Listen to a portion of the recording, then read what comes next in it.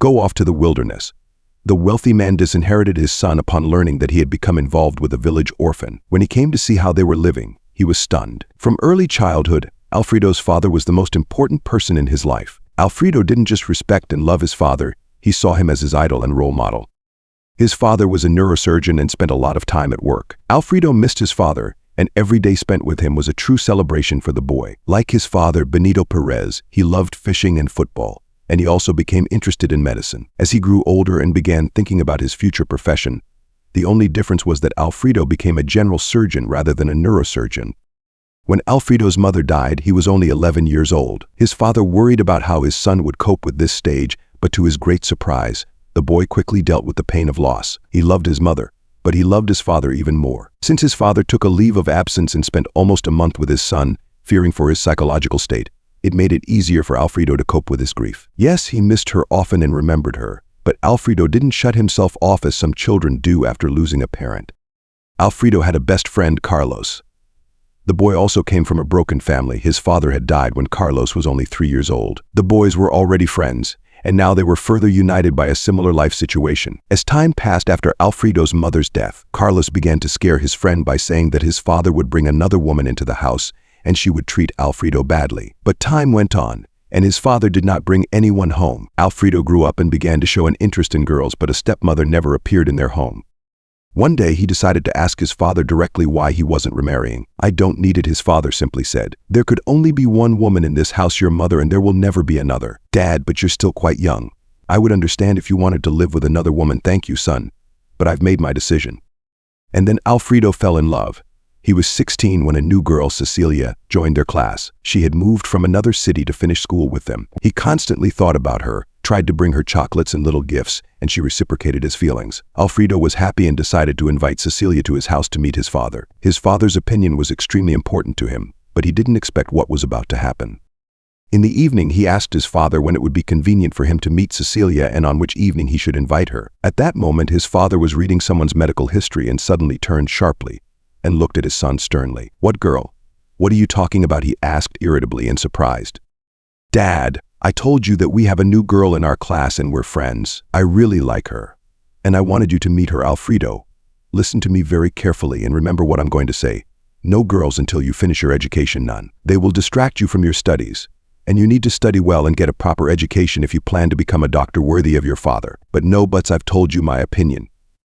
Alfredo was shocked. He didn't expect his father to be so harsh and adamant, and he couldn't understand how his friendship with Cecilia could interfere, especially since he was doing well academically with no complaints from teachers. For the first time, Alfredo was deeply hurt by his father. He felt like crying from such unfairness. Alfredo called his friend and explained the situation. "Listen, this is ridiculous," Carlos exclaimed. "I don't understand his position. She's a normal girl. Why can't you be friends with her? Maybe he was in a bad mood and it just wasn't your lucky day. Try again another time." Yeah, maybe. My father is planning to open his own clinic now. He's all caught up in business and concerns. "Well, you see, I tried talking to him again. All right. I'll try a week later." Alfredo brought up his girlfriend again. His father's reaction was worse than before. "I don't understand. Are you mocking me? I explained my position clearly. Why are you asking me about this again? What didn't you understand the first time? I thought maybe you were focused or upset, and that's why you refused." "Dad, tell me, why can't I be friends with a girl? It doesn't affect my academic performance because this is just the beginning. Right now, being friends with her doesn't affect your studies, but if you start a more serious relationship, believe me, it will affect you very much. But you haven't even seen her. What if you like her?" "I have no need to see her.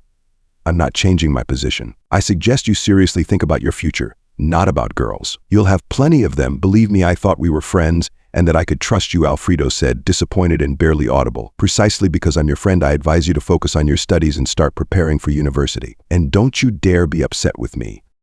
But Alfredo was hurt, very hurt. He had already told Cecilia that he would introduce her to his father, and now he didn't know what to say to the girl. A week after that conversation, Alfredo and Cecilia had a falling out. He said he couldn't invite her to his house because his father was strongly against it.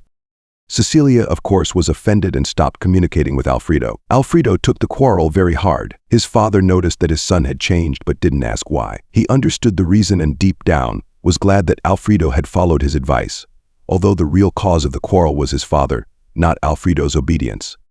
After finishing school, Alfredo enrolled in medical school. There were many girls in his course, but he paid no attention to them, remembering his father's advice. However, in his third year, he fell in love. It was the sister of one of his classmates, and they met at a student party. This time, Alfredo fell in love more seriously than in high school. He constantly thought about Clemencia and began skipping lectures to meet with her. This went on for more than a month, and then the university called his father and informed him that his son was missing lectures. That's when everything erupted. His father had never yelled at Alfredo before. In fact, he had never raised his voice at him at all. But today, Alfredo didn't recognize his father. It felt like this wasn't his father at all. He said hurtful things, calling Alfredo selfish and accusing him of not caring about everything his father had done for him. Who will I leave the clinic to?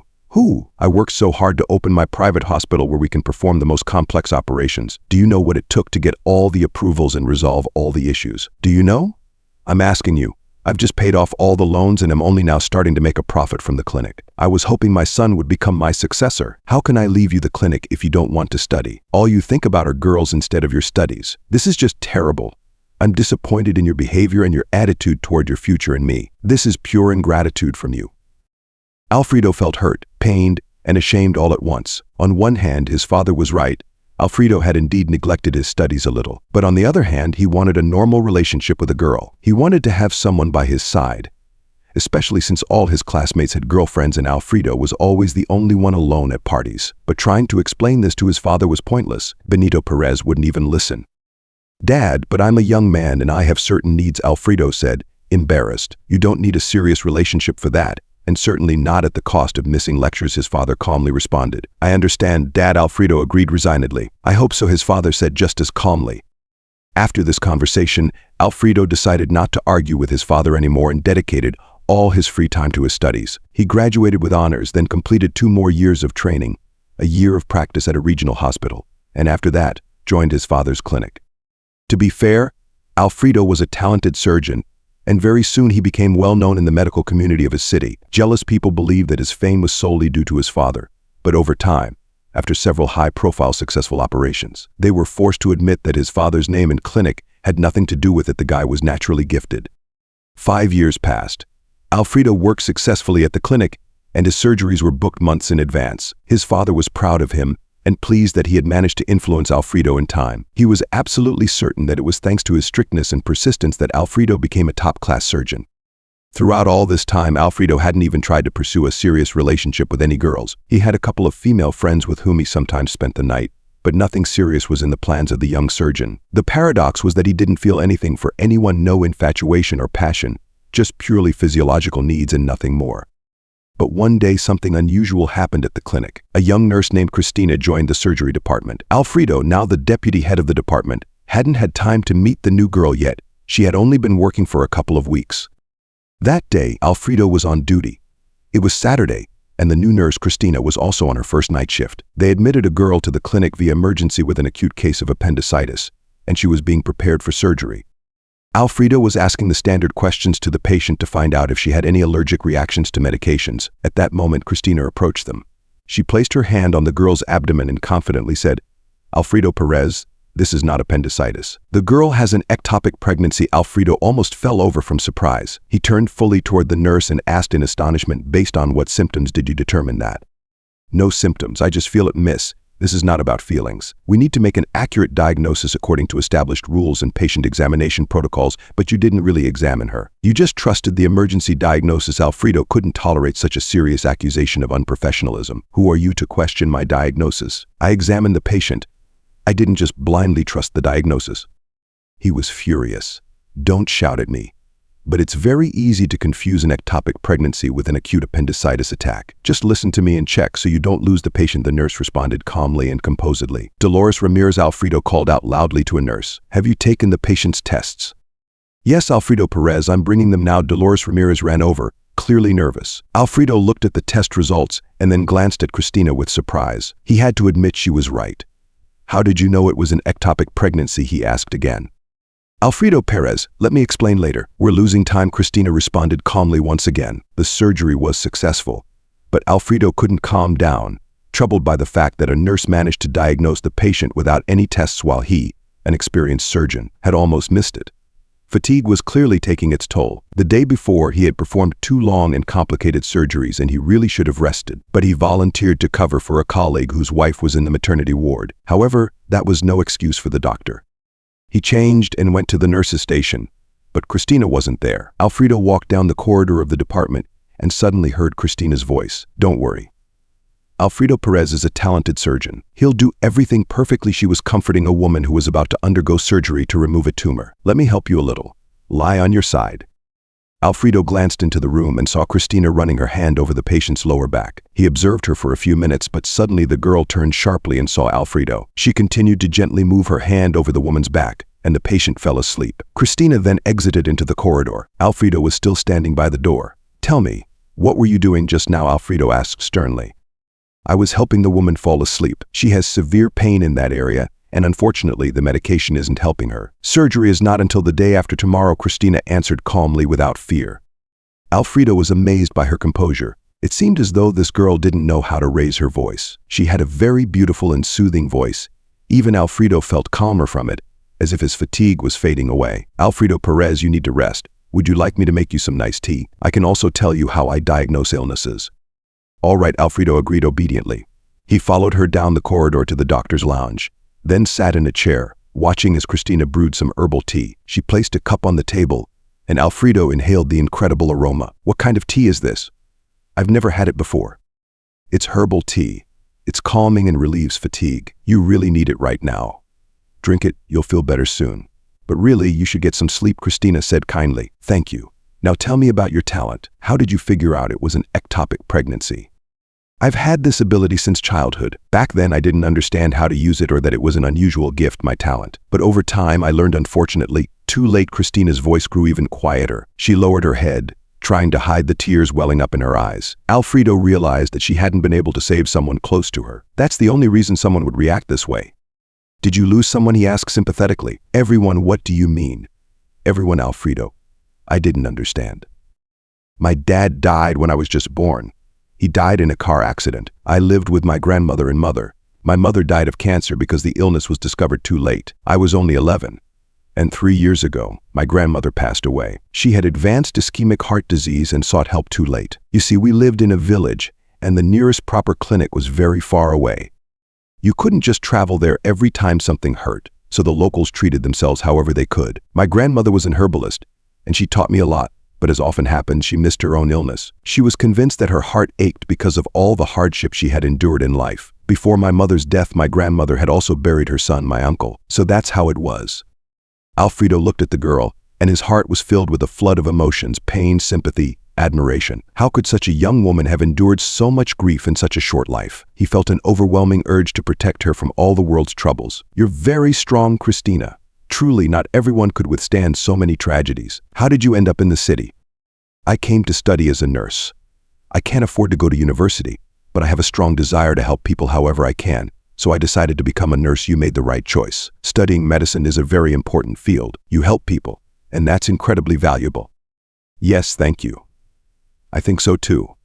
And can you only diagnose or can you treat as well? I can relieve symptoms, ease pain. That's what I know for sure. You see, I'm still learning and haven't fully developed my abilities, but I never misdiagnose." She suddenly fell silent and looked away. "I apologize for interfering today. The girl could have really died. You did the right thing. You were saving a life, and that's what matters most for a doctor, but I felt like you were angry with me, and I wouldn't want you to hold any negativity toward me. Besides, anger and hatred destroy a person from the inside and lead to various health problems. No, everything's fine. I wasn't angry." "Don't worry," Alfredo lied. He didn't want to upset this sweet girl, though in truth he had been angry with her at the time. They continued talking. Alfredo asked questions, Christina answered, and he listened, marveling at how, for the first time in years, he found it incredibly pleasant to talk to a girl. They weren't talking about anything specific, just life, work, hobbies. It was as though Christina had cast a spell on Alfredo. He couldn't take his eyes off her, and he didn't notice when morning came and his shift ended. Strangely, his fatigue had completely disappeared. "Christina, thank you so much for the tea. I honestly don't feel tired anymore and feel ready to work another shift." Alfredo smiled. "That's a bad idea and very wrong. You need to get a full 8 to 9 hours of sleep. Soon the tea will stop working and you'll fall asleep on your feet." Christina smiled back. So, Alfredo Perez, go home and get some rest. Thanks for caring, for the tea and for the nice conversation. I'll head home. He was already standing, ready to go change when he suddenly turned and asked, Christina, where do you live? You don't have anyone here, do you? I don't have anyone anywhere. Not just here, not even a friend. I rent a room in an apartment from a woman. In which area? Alfredo asked. Christina mentioned the area, and Alfredo realized it would take her at least an hour to get home. All right, go clock out and I'll wait for you. We'll go home together. Christina was about to object, but Alfredo raised his hand, indicating it was pointless to argue. Objections won't be accepted. And hurry up or I'll fall asleep at the wheel. Okay, Christina agreed meekly. They left the clinic and got into Alfredo's car, and he drove her home. On the way, they talked constantly about their culinary preferences, movies, and books. It was surprising, but this village girl was very similar to Alfredo. They liked the same books, authors, movies, and shared similar views and priorities. Christina got out of the car, thanked the doctor for driving her home, and confidently walked towards the entrance. Alfredo sat in the car, watching her leave. At that moment, he realized with complete clarity that he was in trouble. He had fallen in love, and it was a completely different feeling from anything he had ever experienced before. He felt drawn to this girl like a magnet. He wanted to keep talking to her, just sit next to her, and look into her eyes. More than anything, he wanted to protect her and ensure no hardships or misfortunes came her way. Maybe it's just pity, he asked himself, but then immediately dismissed the thought. No, it's not pity. I want to be with her, to hold her, kiss her, simply talk and look at her. She draws me in, enchants me, captivates me. I don't know what other words to use, but it's definitely not pity. I could talk to her for hours just to be near her. Alfredo drove home, feeling elated. He was incredibly happy. His father had returned early that morning from a conference in Italy, so he was home. As soon as he saw Alfredo, he could sense that something had happened. Hey son, how are you? What's going on? Hey dad, everything's great. Really great. Have you fallen in love or something? His father asked calmly, without any pretense. Well, it's about time you started thinking about family. Good for you. Congratulations. Alfredo felt like jumping around the house with joy. He had been afraid of his father's reaction and that the same thing that happened before might happen again with Christina, but everything was turning out wonderfully, and his father didn't mind his relationship with the girl. Thanks, Dad. She's an amazing girl, incredible, almost otherworldly, Alfredo said, recalling Christina's features. You've really got it bad, haven't you? His father observed. The diagnosis is clear. Get some sleep, and then you can tell me all about your alien. His father smiled and went to his office, while Alfredo headed to the bathroom and then happily collapsed into bed. He slept until evening and was woken by a phone call. It was Carlos calling. Hey, stranger, came the cheerful voice of his childhood friend. Hey, Alfredo replied in a sleepy voice. Are you sleeping? Were you on duty? Sorry, call me back when you're free. It's all good. I've been sleeping all day. What's up? Well, look at you. And you call yourself a friend. My birthday is on Saturday, remember? Did you forget? Oh no, Carlos, I'm so sorry. It totally slipped my mind.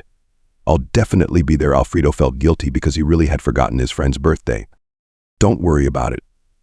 I'm not mad. I get that you're swamped. You're a real friend. Carlos smiled. Can I bring someone with me? Alfredo asked. Bring someone? Did I hear that right? Carlos asked, genuinely surprised. He knew all about Alfredo's issues with dating, or more accurately, his father's position on his son's relationships. Did your dad finally approve a candidate for your bride? No, he hasn't met her yet, but he knows I have a girlfriend now, and he's not against it. Even he was surprised. And who is she? She's amazing. You'll understand when you meet her. Where did you find her? She recently started working in our surgery department as a nurse. We met yesterday. Oh well, that doesn't mean anything yet. Are you sure she likes you? These days girls are hard to impress, so my friend, maybe you're getting ahead of yourself. No, she's not like that at all. She's from a village where girls are simple and kind, and my Christina is just like that from the village. Carlos clarified. Are you sure Benito Perez will approve of your choice? What does it matter where she's from? Alfredo didn't understand. The most important thing is that she's a wonderful person. Well, I don't know. To me, it doesn't matter at all. But knowing your father, I have my doubts about it. Maybe you shouldn't tell him she's from the village. Carlos, that's nonsense. We're not royalty ourselves, so why would my father have any prejudices about that? My mom also came from a village before she met my dad. Well, I hope so. Anyway, I've got to run. See you both on Saturday at our restaurant at 7:00 p.m. Take care. Alfredo said goodbye to his friend and hung up. But the doubt Carlos had planted now lingered in his mind. What if Carlos was right, and his father wouldn't like the fact that Christina was from the village? What would happen then? No, that can't be. He just wants me to be happy. Besides, I've already completed my education and established myself as a surgeon. No, my father will definitely like Christina. Alfredo walked into the living room where his father was sitting at the table. Alfredo decided to postpone the conversation about his bride for now, since he wasn't even sure if Cristina would return his feelings. But Benito Perez was in a decisive mood, had a good sleep. "Now tell me, what kind of girl has managed to capture my son's heart?" his father smiled. "Dad, I think it's a bit premature to talk about this. She hasn't reciprocated my feelings yet, so there's really nothing to say. But I promise you, as soon as we have our first date, I'll introduce her to you." "All right, I'll wait. But is she the daughter of someone I know?" his father suddenly asked. "No, why do you think that? Well, your bride must be worthy of our family and come from a respectable background. I hope you understand that." Alfredo froze. Could Carlos be right? Would his father disapprove of his choice? Not wanting to dwell on guesses, Alfredo decided to ask directly, "Dad, just tell me honestly, is it important to you that I'm happy?" "Of course, son. That's the most important thing." His father paused briefly before continuing. "But the girl must be a good match for you. Understand?" "Of course I understand." Alfredo breathed a sigh of relief, knowing that Cristina was a perfect match for him. She was also in medicine, well-mannered and educated despite having grown up in a village. She had a talent that could be called unique, which was also related to medicine. Now Alfredo felt at peace, reassured that his father wouldn't oppose his choice. The next day, Alfredo arrived at the clinic earlier than usual. On the way, he stopped by a pastry shop and bought Cristina a box of profiteroles, little cream-filled pastries. He wasn't sure if Cristina liked sweets, but he had a feeling she would enjoy them. Nurses typically started their shifts earlier, so he went to the nurses' station to find Cristina. However, only Dolores Ramirez was in the room. "Good morning, Alfredo Perez. You're here early today," the head nurse smiled. "Good morning. Has the new nurse arrived yet?" Dolores Ramirez feared that Cristina might be fired for that incident with the diagnosis, so she immediately rushed to defend her, knowing that the shortage of nurses, even in a private clinic like theirs, was a serious issue. "Alfredo Perez, please don't be angry with Cristina. She didn't mean any harm. I've already reprimanded her for that case." "Reprimanded her for what?" Alfredo asked. "Well, for interfering with the patient's diagnosis. You scolded her for that, of course. A nurse shouldn't interfere with a doctor's work." "Are you serious? So we could have lost a young woman. Cristina prevented it, and you scolded her. You should have given her a bonus, not a reprimand." Dolores was stunned. "I thought it wasn't right. We all have the same goal, to avoid mistakes and, most importantly, prevent a patient's death. If a doctor makes a mistake and a nurse spots it, she must report it. Now where's Cristina?" "She called in sick. She won't be in today," Dolores said in a disappointed voice, now feeling guilty for reprimanding Cristina. "I see. When's my surgery?" "Today at 11:30. "All right.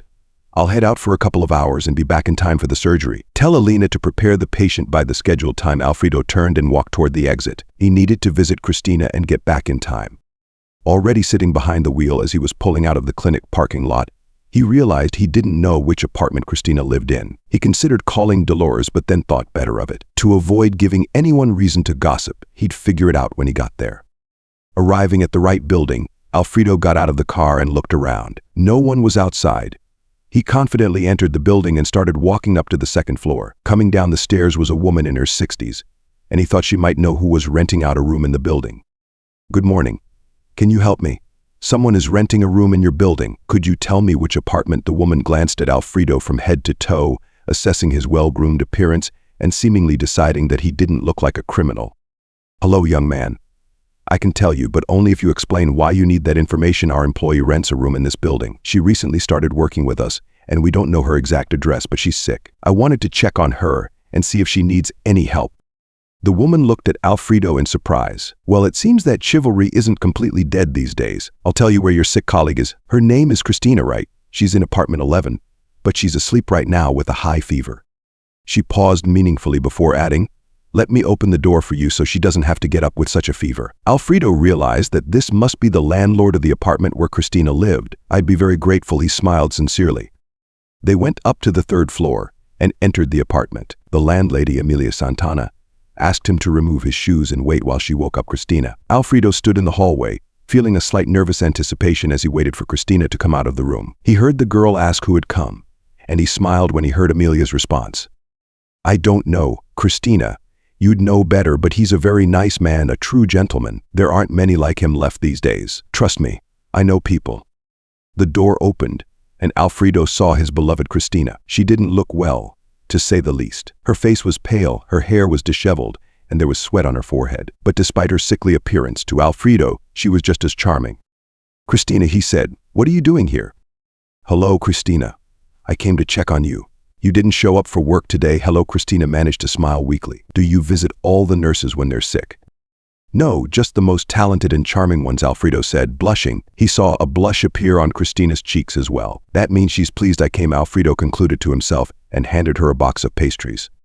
Amelia Santana excused herself and left the apartment. Alfredo, please come to the kitchen and we'll have tea, Christina suggested, barely able to stay on her feet. Christina, you must be joking. Get back to bed right away. I'll make the tea and bring it to you.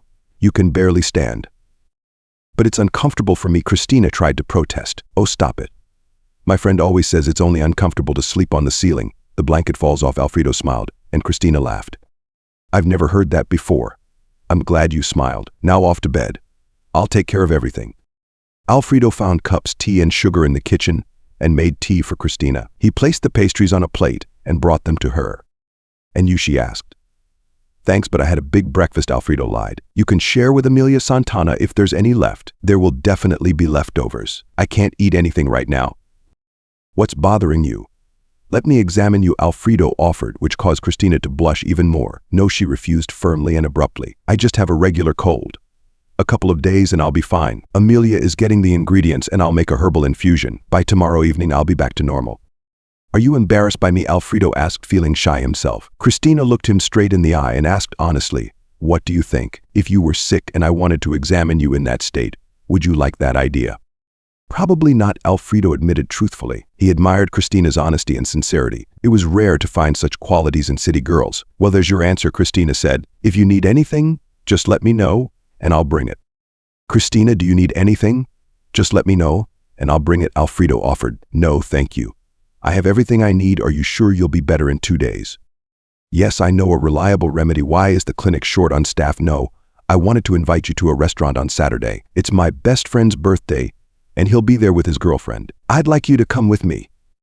Defending a thesis would be easier than saying this, Alfredo thought. He was so nervous and afraid she would refuse. The few seconds Christina took to think felt like hours to Alfredo. Alfredo, are you sure about your invitation? Christina asked. Of course. What's bothering you? We barely know each other, and you're inviting me to a casual gathering. Well, it's only Tuesday today. We still have plenty of time before then. But first we should stop using formalities with each other, or it'll look strange. Don't you think we're almost the same age? How old are you? I'm 24. And you? I'm a bit older. I'm 31, Alfredo smiled. Almost the same age. Christina laughed, and Alfredo melted at the sound of her bright, pure laughter. How had it happened that, in just 2 days, this girl had stirred such a strong, unfamiliar feeling in him? He had been surrounded by many women of different ages, appearances, educations, and temperaments, but none had ever evoked such genuine and deep emotions in him. He sat down next to Christina and gently took her hand. You're so amazing. I've never met anyone like you. I'm just ordinary. Well, almost. I think you might be seeing me through the wrong lens, Christina said shyly. Again, of course, it was very pleasant for her to hear such words from a man she had liked immediately from the very first day she saw him walking down the hospital corridor. The nurse standing next to Christina at the time had commented on Alfredo's appearance right away. That's our deputy head of the department. Handsome, isn't he? She said admiringly, watching Alfredo, but no one stands a chance with him. They say he's a confirmed bachelor. Maybe he just hasn't met the right person yet, Christina calmly replied. Maybe, but you shouldn't dream about him. He's turned down quite a few women. We even had the mayor's daughter in for surgery. She tried everything to get his attention, even came back a few times after being discharged. No luck. Our Alfredo is like a rock. Then a thought struck her. Hey, maybe he's one of those, not interested in women. It's trendy nowadays. Amelia, don't make things up. He's definitely not one of them. If he turns someone down, it just means the girl wasn't right for him. And that's perfectly normal. Oh, I don't know. There's a lot of talk about his private life. It would be interesting to see his chosen one if she ever appears. Now, Christina was looking at Alfredo, who was holding her hand and gazing at her intently. She had even forgotten that she wasn't looking her best. When someone looks at you with such admiration, it's better than any mirror. Her thoughts were interrupted by Alfredo's voice. Christina, I have surgery today and I'm on duty tomorrow, but I'll come by in the evening, even if just for an hour. Is that okay? Of course. I'll be happy, Christina said, blushing again. Tell me if you want anything, and please don't be shy. Could you bring me some chocolate-covered prunes? I love them. Christina blushed deeply. Oh yes, of course. That's no problem at all. I'll definitely bring them. He leaned in and kissed her on the cheek. Just then, the front door opened. Amelia Santana had returned. I'll be off now. See you tonight. He winked at Christina and left the room. I'll be waiting for you, Christina smiled.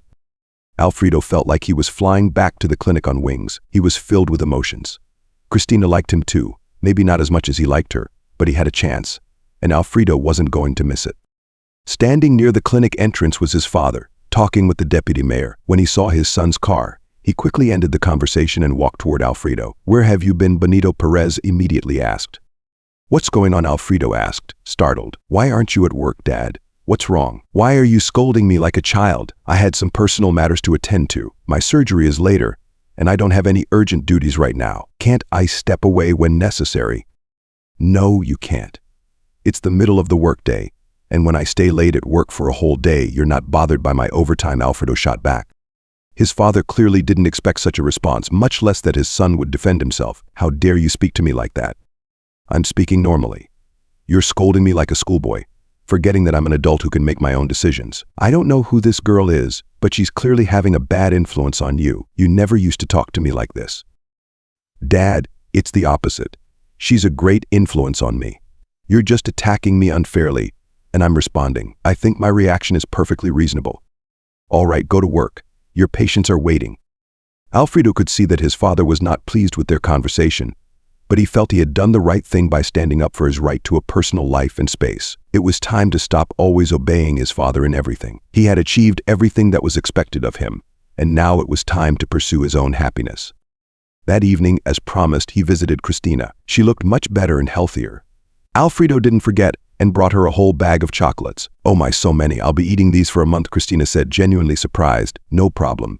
You can share them with Amelia," Alfredo said. "How are you feeling?" "A bit better. Thank you. So, are you coming with me on Saturday?" "You haven't answered yet." "I will go," Christina said, blushing. "Great. I'll pick you up at 6. I'm so glad you're coming with me." They chatted for almost 2 hours, and although Alfredo didn't want to leave, he eventually headed home. On Saturday, Alfredo arrived exactly at 6. Christina was waiting for him outside her building. When he saw her, he was speechless. She was wearing a soft pink dress that fell just below her knees, high-heeled shoes in a creamy color, and a matching purse. Christina had light makeup, and her hair was beautifully styled. "You look stunning," Alfredo said. His eyes sparkled, and Christina was flattered to see his reaction. "Thank you. Amelia Santana and I put in some effort I don't understand." "What does Amelia Santana have to do with this?" "She used to be a hairdresser, so the hairstyle is her work." "In that case, you are both brilliant." The evening at the restaurant went wonderfully. Christina charmed both Carlos and his girlfriend Inge, as they joked a lot and shared stories. Surprisingly, Christina could keep up with any topic of conversation. When Carlos went outside for a smoke, he invited Alfredo to join him. "Hey, she's lovely, really. Where did you find her?" "I told you, at work. And you don't even know the half of it," Alfredo said mysteriously, giving a wink. "I'll tell you more later, but I can say this, I'm truly in love. I've never felt like this about anyone." "Congratulations, man. She's a great choice. Do you think my dad will like her?" "I think he will. How could he not? She's sweet, smart, charming, and incredibly delightful. I don't see how anyone wouldn't like her. He's been acting strange lately.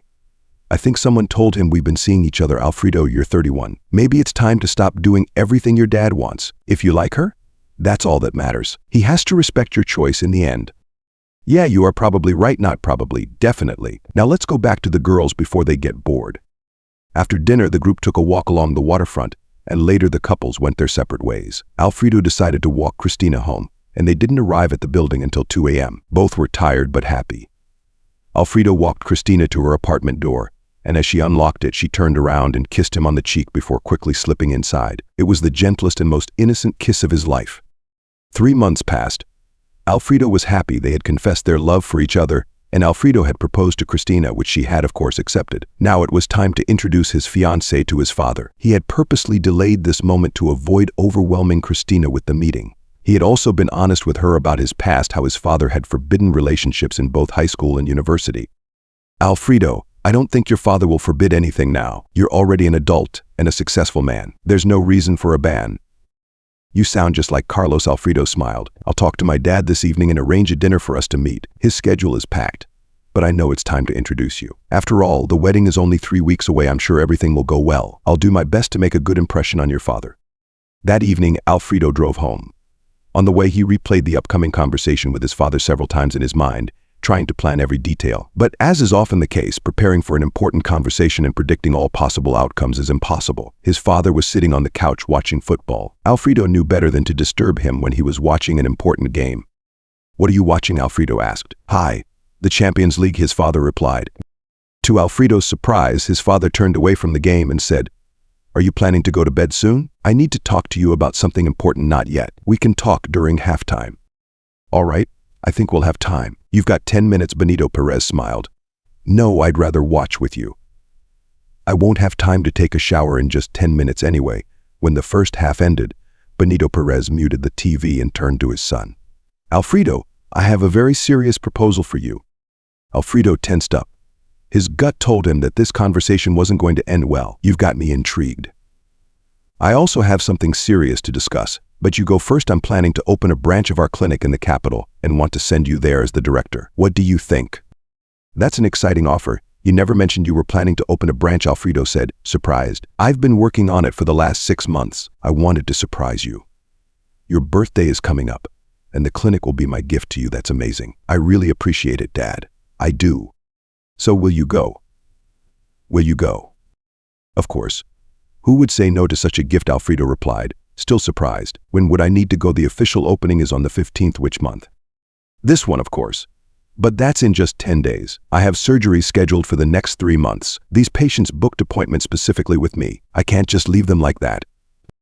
Alfredo suddenly fell silent. "Dad," he added softly, "there's another reason I can't go for the opening." "Oh, really? And what's that?" Benito Perez asked sternly. "I'm getting married on the 17th. "What?" "And I'm the last to find out." His father was furious. "Calm down. No one knows yet, well, except me and my fiancée, of course." "Have you already filed the paperwork?" "Yes. That's how I know the exact date. I was going to talk to you about it today." "When can I introduce you to her?" "Don't you think you should introduce me before filing paperwork?" "I don't understand. What difference does it make? I'm the one getting married. I've made my decision, and now I want to introduce you to my future wife. I don't see a problem with the order of things." "You've really changed. You used to always consult me before doing anything." "Dad, I don't want to argue, but you have to admit that I'm an adult and have the right to decide whom I marry." "Fine. When will you introduce me to your fiancée? And what about her parents? What do they do?" "She doesn't have any. She's an orphan," Alfredo said calmly. "Is she from our city?" "Did her parents leave her a good inheritance?" "Dad, she was born and raised in a village. A few years ago she moved to our city, graduated from medical college, and now works as a nurse at our clinic." "What?" Benito Perez practically jumped off the couch in anger. "She's just a nurse at our clinic. Do you even realize what you're doing? Are you trying to disgrace me in my old age?" "Why disgrace you? What have I done wrong? Who are you and who is she?" "My God, what a disgrace. Perez's son marries a nurse from a village. How humiliating. She's a nurse, not a cleaner. And what does it matter who she is if I love her? For the first time in my life, I truly love someone." "Oh, I've heard this all before. You'll fall out of love with her just like the others." "It's no big deal." "I don't understand." "What do you mean, fall out of love with her?" "I mean exactly what I said. I will never agree to this marriage. Don't even try to persuade me." "Dad, I'm not asking for your permission or approval. I'll invite you to the wedding, and you can decide for yourself whether you want to attend your only son's wedding or not." "You wouldn't dare. If you marry that country girl, I'll disinherit you." "I'd like to remind you that my mother also came to our city from a village, but that didn't stop you from marrying her." "Don't you dare. Don't you dare compare them. That was a different time, and she's your mother, not some orphan from the countryside." Alfredo was starting to get angry. "You know, Dad, you've always been my role model. I was sure I wanted to be just like you. But now I look at you and realize that I'll never be like you, because I don't want to." Alfredo suddenly shouted, "I don't want my son to hate me for ruining his life hiding behind my own goals and desires. Sure, I can understand back in high school, maybe even in college, but now I'm sorry. I don't get it. What matters most to you is what others think, some made-up status and God knows what else, but not my happiness. When I was 16, I might have doubted my feelings because of my age. But at 31, I can say for sure that I love this girl. Whether you like it or not, I'm marrying her. End of discussion. In that case, you can submit your resignation and pack your things. You don't live here anymore. Go off to the countryside with your little bride." Benito Perez was furious. "Are you sure?" "Yes, well, I hope that when you realize you've made a mistake, it won't be too late." Alfredo stood up and silently went to his room to pack. He only took the essentials. When he came back to the living room, he placed the apartment keys on the table and left without a word, slamming the door behind him. He drove to Christina's place, unsure of what he was going to say to her. How could he explain his father's actions without offending her? As he approached her building, he dialed Christina's number. "Sweetheart, are you still awake? I'm about to sleep. I'm in bed already." Did something happen? Christina sensed something was wrong. "Yeah, can I stay at your place tonight?" Alfredo asked in a guilty voice. "Of course. Why are you even asking? You know how Amelia feels about you, then I'm coming up." It was nearly midnight when Alfredo arrived. Amelia Santana was already resting. She really liked Alfredo and never objected when he stayed over at Christina's. Christina stood in the hallway, looking at her fiancé in surprise. "What happened?" she whispered, trying not to wake the landlady. But Amelia must have heard something in the corridor and came out to see what was going on. "Alfredo, good evening. What happened? Why do you look so lost?" Alfredo looked at both women and honestly said, "I left home for good." His last words sounded like a final judgment. "I wouldn't make such dramatic statements," Amelia said gently. "People often fight, especially family, but time passes and they reconcile, unless they're fools. From what I know of your father, he's no fool. So after some time you will surely make peace." "I think it's not so simple. And a lot depends on the reason for the fight," Alfredo remarked. "Alfredo, my dear, it's all just little things and emotions. Believe me, I know what I'm talking about. Don't worry, you two will work things out. The most important thing is that you stick together through everything. You know, you've actually calmed me down." Strangely enough, Alfredo smiled. "My rich life experience works like a soothing elixir. Rest now, both of you. I'll go to bed and leave you to it."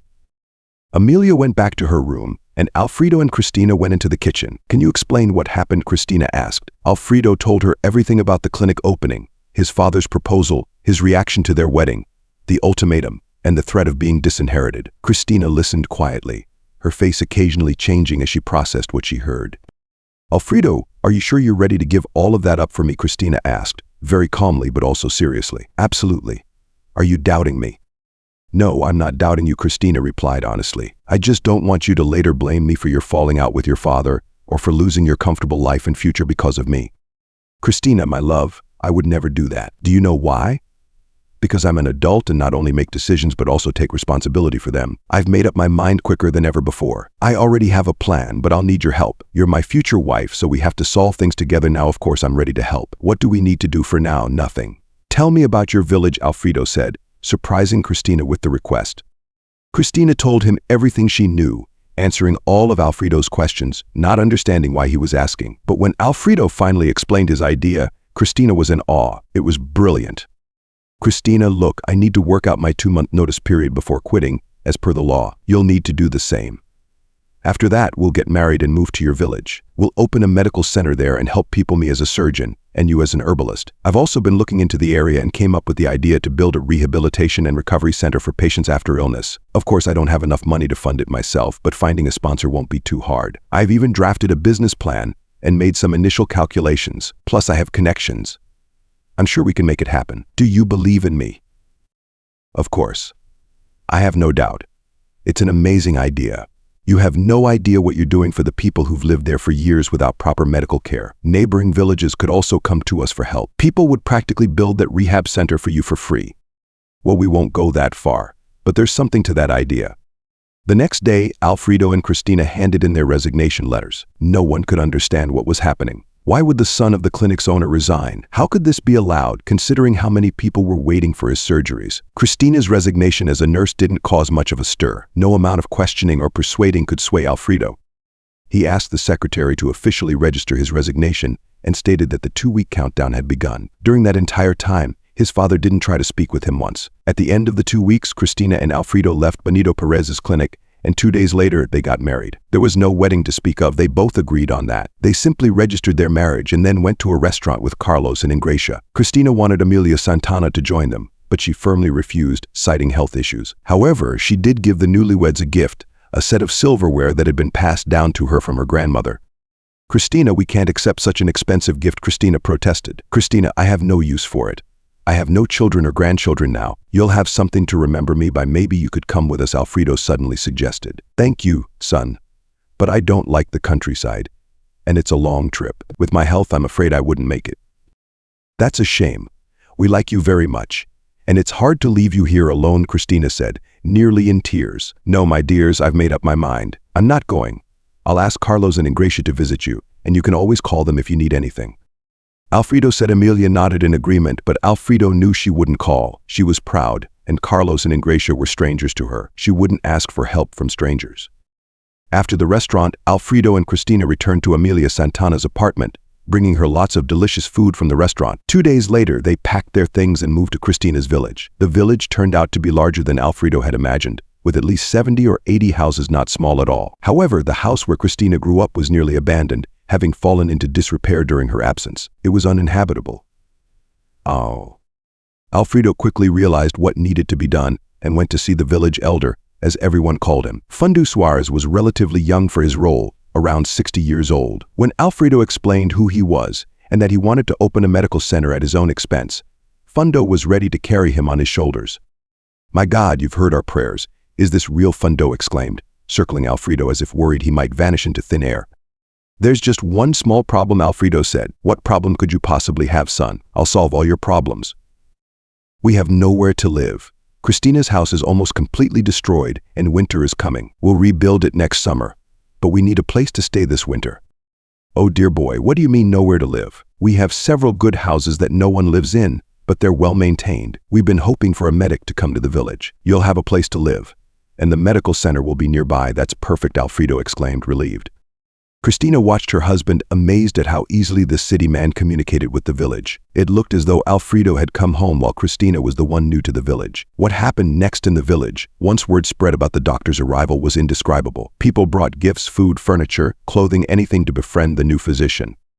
They were even more surprised when they found out that the new doctor was married to their own Cristina. Guests from neighboring villages came with their gifts as well. The house they were given was made of logs and had an incredible scent of pine. It was small but more than enough for the two of them for the time being.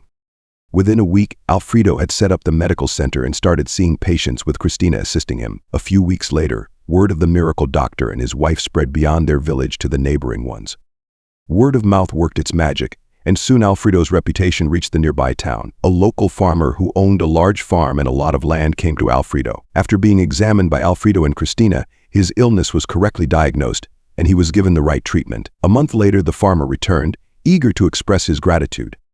"I don't need money, but I could use some help," Alfredo said honestly. "I want to build a rehabilitation center here. I need good quality wood, and I know you have your own sawmill. Could you help us with materials? We're planning to start construction at the end of March." "Alfredo Perez, what kind of question is that? Of course I'll help. I'll give it to you at cost. Don't even think twice." That's how Alfredo found the right people and connections to make his dream a reality. By spring, all the preparatory work was completed, permissions were granted, and funding was secured. In mid-March, construction of the sanatorium began. At the beginning of summer, Carlos and Ingracia visited Alfredo and Cristina. They were amazed by the scale of the project the couple had undertaken in the village. "Carlos, you have no idea what village life is like. I never would have thought I'd enjoy it so much here. I can see you've even put on some weight," Carlos joked. "Well, everything here is organic and homemade. You should move here. You wouldn't regret it. A dentist would be highly valued here, and you could work at my sanatorium. You'd be in high demand." "You know, I might have to think about your offer," Carlos said. Then he paused and asked, "Has your father called?" "No, not once." "And definitely not," Alfredo replied. "It's a shame things went the way they did. But I agree you did the right thing. You picked an amazing wife. I've never regretted marrying her. That's what matters." A year passed since Alfredo and Cristina moved to the village. Life in the village didn't just stabilize, it flourished. The construction of the sanatorium and the prospect of jobs for the locals brought new energy to the community. The villagers practically worshipped Cristina and Alfredo. They knew that if the couple ever left, the village would quickly die, and for good. Meanwhile, Benito Perez still clung to the hope that his son would come to his senses and return, asking for forgiveness. But a year passed, and Alfredo did not return. Curious about how Alfredo was living in the remote place where Cristina had dragged him, he called Carlos and asked for Alfredo's address. "Benito Perez, I'm sorry to say this, but I can't stay silent. If you're planning to visit them just to argue, don't do it. You've already hurt Alfredo deeply." "I heard him," Benito Perez snapped. "Yes, you did, and I think you'll regret it soon," Carlos replied before hanging up, though he still gave Benito Alfredo's address. It took Benito almost a week to prepare himself, but in the end, he decided to visit his son and daughter-in-law. When he arrived at the village, he asked a passing woman where he could find Alfredo's house. "Are you looking for our doctor?" "Oh, he has a big line of patients. You should have called ahead before coming. But if it's an emergency or something serious, Alfredo Perez will see you. He never turns anyone away." God bless him. And if not, his wife Christina can help with paying relief or herbal remedies. Such kind and good people. Benito listened with his mouth open, not expecting to hear such praise about his son. To be sure, he asked another person, a man this time, if he knew how to find the local doctor. The man was even more enthusiastic, praising the couple so much that Benito Perez was moved to tears. Finally, when Benito reached Alfredo's house, he saw a line of cars and a crowd of people. Approaching the group, he asked if it was possible to get in line to see the doctor, only to be told that Alfredo was no longer seeing patients that day. He had finished for the day at 6:00 p.m., and there were already too many people. What if it's an emergency? Will he still not see me? The woman looked Benito over suspiciously and said, well, if it's really serious, of course he'll see you. But we don't usually do that. We like to protect our doctor. He said he was done for today, so we'll just come back another time. Those from the far villages are always seen first, since it's hard for them to travel here every day. Before she could finish, Alfredo appeared at the door of the medical center, and the crowd fell silent, as if they were seeing a saint. Alfredo scanned the crowd and suddenly locked eyes with his father. To say Alfredo was surprised would be an understatement. He stepped off the porch and walked over to his father. They stood for a few moments, simply looking at each other. Forgive me, Benito Perez said. I was wrong, not just to me, Alfredo replied softly. Through the crowd, Christina approached them. She was pregnant. Benito Perez looked closely at her. She really is beautiful. What a fool I've been, he thought to himself. Forgive me, children, Benito Perez said, tears streaming down his face. Never in his life had he felt such shame. He realized he could have lost his son and possibly his grandchild over pointless and outdated principles. Christina led her father-in-law inside while Alfredo continued seeing patients. When the crowd had dispersed, Alfredo joined his father and wife. They talked until nearly dawn, with Alfredo sharing his plans for the sanatorium, the people living in the village, and the incredible nature surrounding them. I want to help you with the sanatorium. Will you let me? His father asked. I'd be glad if you joined, Alfredo replied. Then he suddenly lowered his gaze and quietly added, I've already chosen a name for it. Hope. Deep down, I hope you'd understand everything and come. I wasn't wrong.